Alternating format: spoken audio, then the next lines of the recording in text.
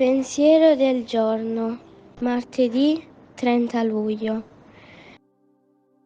Curare le amicizie. Come in un cammino acceso, le braci hanno bisogno di essere rimescolate di tanto in tanto perché la cenere non le ricopra.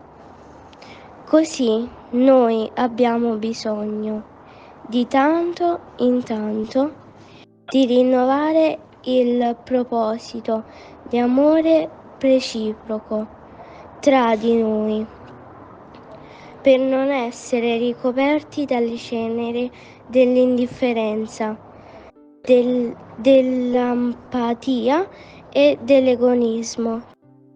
Testo di Chiara Lubick.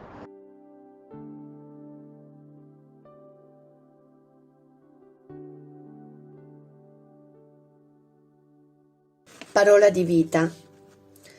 Luglio 2024. Il Signore è il mio pastore, non manco di nulla.